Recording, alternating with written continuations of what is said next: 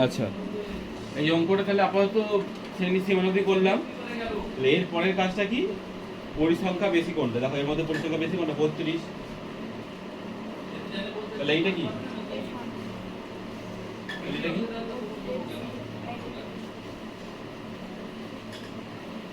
Lower কোনটা?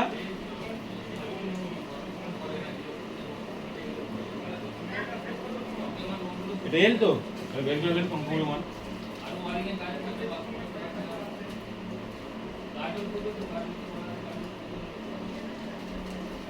এল plus সূত্রটা কি?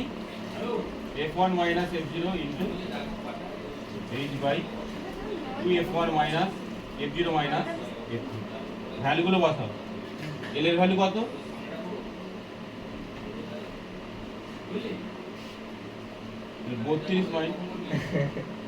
32 মাইনাস 19 ইন্টু h কত? তো এখানে h কিন্তু এটা দেখবোই না, শ্রেণীর সীমানা করে ফেললে যে কোনো অঙ্কের শ্রেণীটা দেখবোই না।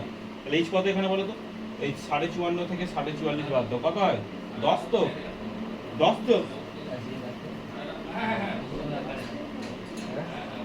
2 গুণ f1 মানে 32 মাইনাস f0 মানে 19 আর f2 মানে কত? 12।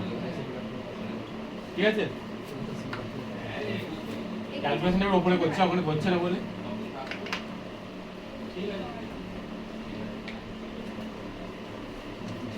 এটা বিয়োগ করলে কত হয়? 13, তাই তো?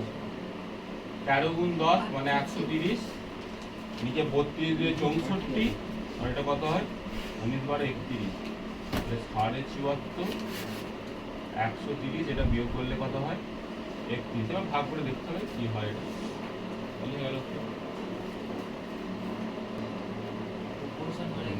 ভাগ করে 3.94 বেরোচ্ছে, আর যোগ করলে হবে 78.9।